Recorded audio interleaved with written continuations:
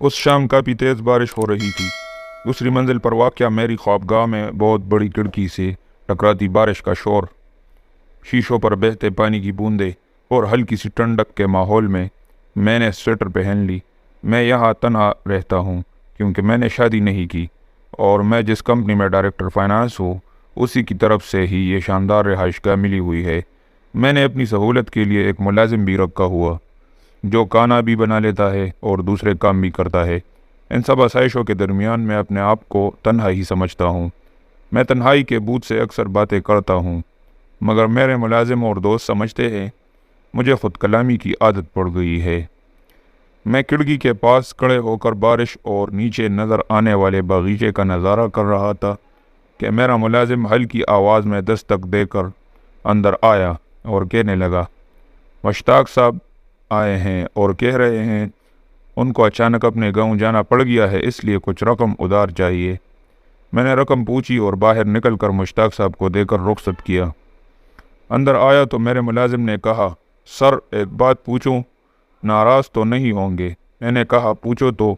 उसने कहा, आपके बारे में लोग कहते हैं कि आप उधार बहुत देते हैं और कभी वापस भी नहीं मांगते। अगर कोई वापस ना करे तो भी खामोश रहते हैं, ऐसा क्यों है? उधार तो वापस करने के लिए होता है। हाँ यार, वही तो कर रहा हूँ। अपने ऊपर वाजिबुल अदा कर्ज को उतारने की कोशिश कर रहा हूँ। मैंने खोए हुए लहजे में कहा, जो उतरने का नाम ही नहीं ले रहा। कौन सा कर्ज सर? आपके ऊपर भी कोई कर्ज हो सकता है। दिल इस बात को नहीं मानता, उसने मुतहय्यर लहजे में कहा। मैंने कहा, हाँ यार, बस मुझ पर कुछ कर्ज है, इतना कि सारी ज़िंदगी भी उतारता रहूं तो भी नहीं उतर पाएगा। मैंने कहा तो मुलाजिम ने मुझे ऐसे देखा जैसे मेरा ज़हनी तवाज़ुन दुरुस्त ना हो और मुझे हमदर्दाना नज़रों से देखता हुआ बाहर निकल गया। हो गया तो मेरा जहन बरसों पीछे मेरे गांव ले गया। हर साल की तरह उस साल भी उस मनहूस मौका ने आना ही था और आ ही गया जब हम स्कूल से अपने अपने नतीजे के कार्ड लेके घर पहुंचते। हर साल की तरह सेमी के नंबर मेरे नंबरों से 100-150 ज़्यादा ही थे। हर साल की तरह सेमी की बेजी ने मेरी अम्मा के सामने मेरे नंबरों का सुनकर कहा, लड़के होते ही बेपरवाह हैं, वरना तेरा पुत्र मेरी सेमी से कहीं ज़्यादा ज़हीन है। ये सुनते ही सेमी ज़ेर लब इतना थोड़ा सा मुस्कुराई कि सिर्फ मैं ही देख सका और नीचे देखते हुए हल्की आवाज़ में खुद कलामी की, शोदा। उसके ये अल्फाज मेरी अन्ना को बड़ी ठेस पहुँचाते, पर मैं कर कुछ नहीं सकता था और मेरी इस बेबसी की कई वजूहात थी। मेरा जेब खर्च अक्सर ख़त्म रहता और उधार के बहाने मैं इससे कुछ ना कुछ ईंट लेता और मेरा पक्का इरादा होता कि बड़े होने के बाद जब नौकरी करता तो पहले ही तनख्वाह में से उसका उधार उसको वापस कर देता। कभी कभार जब कभी बर्जी का सालन ना पकने पर खाना खाने से इनकार करता और कभी कभार घर से अपनी मुर्गी का अंडा या पका हुआ सालन ले आती। और सबसे बड़ी वजह ये थी कि मैं और वो शाम मेरे अब्बा से फ्री ट्यूशन एक साथ पढ़ते और उसकी एक छोटी सी शिकायत मेरे चेहरे पर बड़े बड़े नक्श निगार बना सकती थी। हमारे घर भी साथ साथ थे और बरादरी करीबी रिश्ता भी था। उसके अब्बा और मेरे वालिद दोस्त भी थे और रिश्तेदार भी। इसी तरह मेरी वालदा और उसकी बेजी सगी बहनों जैसा प्यार रखती। उसके और मेरे अब्बा ने अगले साल खूब दोस्ती निभाई। पहले मेरे अब्बा अचानक बीमार हुए और एक रात अल्लाह मियाँ के हाथ चले गए। कुछ माह बाद उसके अब्बा भी एक हादसे में अचानक ही इंतकाल कर गए। 2-4 माह बाद ही हम दोनों ख़ानदानों की सारी खुशियाँ, सारी मुस्कुराहटें फीकी पड़ गई। कभी आटे का मसला तो कभी घी नहीं, कभी कपड़ों तो कभी जूतों की रकम नदारत। मेरा जेब खर्च जो पहले ही उसके सहारे सांस ले रहा था अब बिल्कुल ही दम तोड़ गया। ज़िंदगी अगरचे खासी सख्त जान किस्म की शे है, मगर छुपने पे आए तो जिस्म में छेद कर देती है, दिलों में चीर लगा देती है। एक ज़रूरत ज़रा सी पूरी होती तो दूसरी सर उठा लेती। कभी वो हमारी मदद कर देते, कभी हम उनकी। मैट्रिक के बाद उसे नंबरों की बुनियाद पर करीबी शहर के सरकारी गर्ल्स कॉलेज में आसानी से दाखिला मिल गया, जबकि मुझे उसी शहर के प्राइवेट कॉलेज में महज इसलिए दाखिला मिल सका कि उसकी फ़ीस बहुत ज़्यादा थी और इसी वजह से वहाँ पढ़ने वालों की तादाद खासी कम थी। जब सालाना इम्तहान करीब आए तो इम्तहानी फ़ीस का मुश्किल मरहला आ पहुँचा। दोनों ख़ानदानों में तगोदो शुरू हो गई। वो सरकारी कॉलेज में थी तो उसकी फ़ीस की रकम भी खासी कम थी, जबकि मेरी फ़ीस उसकी फ़ीस के मुकाबले में दुगनी से भी ज़्यादा। उसकी बेजी ने तो वक्त से पहले ही उसकी फ़ीस की पूरी रकम का इंतज़ाम कर लिया, जबकि मेरी फ़ीस की रकम मेरी वालदा के बस से बाहर थी। एक रात मेरी वालदा ने मुझे पास बिठा कर अपनी सारी मजबूरियां मेरे सामने रखते हुए बताया कि उनके पास मेरे इम्तिहान की फ़ीस के लिए पैसे नहीं थे, जो सारी कोशिशों के बावजूद पूरे नहीं हुए।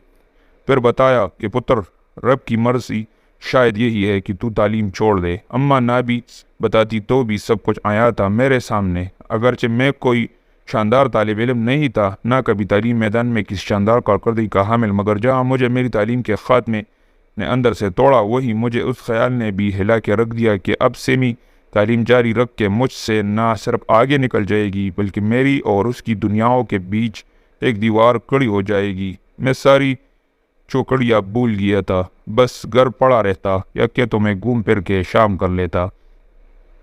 तो 3 दिन गुजरे तो अम्मा ने मुझे खुशखबरी सुनाई कि मेरी फ़ीस का इंतज़ाम हो गया था।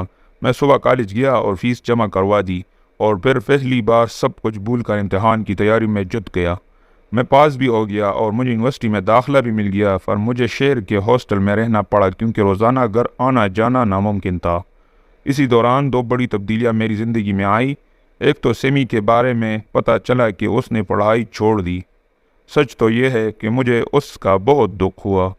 वो बहुत ज़हीन, मेहनती और शानदार तालीमी रिकॉर्ड की हामिल थी। अब उससे मुलाकात कम ही हो पाती क्योंकि मैं हर हफ्ता गाँव नहीं जा सकता था। यूनिवर्सिटी में ना सिर्फ पढ़ाई मुश्किल थी, बल्कि हर अच्छी यूनिवर्सिटी की तरह इस यूनिवर्सिटी में 20 साल के आगाज़ में ही तलबा और तलबात में इनफरादी और ग्रुपों की सतह पर तालीमी मैदान में सबकत की बुनियाद पर मुकाबला शुरू हो गया।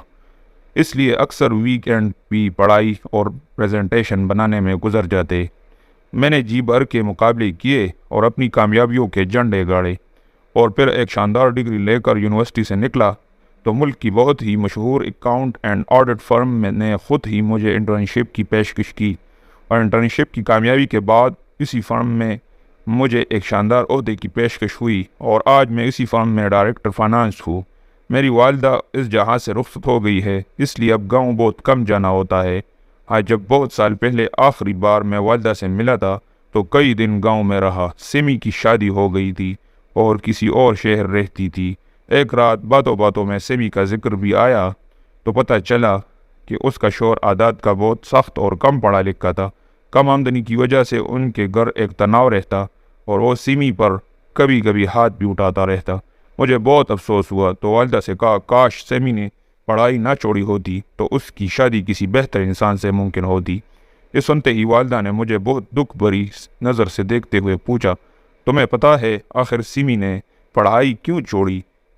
ओह, ये तो कभी मैंने सोचा ही नहीं था। क्यों अम्मी, आप ही बता दे। फिर अम्मी ने जब मुझे बताया तो मुझे लगा मेरे पाँव के नीचे से ज़मीन सरक रही है और मैं किसी दरख्त के टूटे हुए पत्ते की तरह हवाओं में मुअल्लक हो गया हूँ। अम्मी कह रही थी, तुम्हें याद तो होगा कॉलेज की इम्तिहानी फ़ीस जो हमारे पास नहीं थी, तो मैंने फैसला कर लिया था कि तुम्हारी तालीम छोड़वा दूँ। हाँ अम्मी, ये तो याद है, और अगले ही दिन आपने कहीं से मेरी फ़ीस का इंतज़ाम कर लिया था और मेरा दाखिला हो गया था। पुत्र, वो इंतज़ाम मैं नहीं कर सकी थी और सिमी ने अपनी फ़ीस के पैसों से तुम्हारी फ़ीस के पैसे मुझे दे दिए थे और उसके पास अपनी फ़ीस के पैसे नहीं बचे तो उसका दाखिला नहीं जा सका था। चनाके की आवाज़ के साथ मेरे अंदर का बुत पाश पाश हो गया। मेरे अंदर का इंसान टूट के रेजा रेजा हो गया। अब मैं अपने आप से भी आंख नहीं मिला सकता। कोई भी कर्ज मांगे तो ना नहीं कर सकता, मगर वो कर्ज है कि उतरता ही नहीं।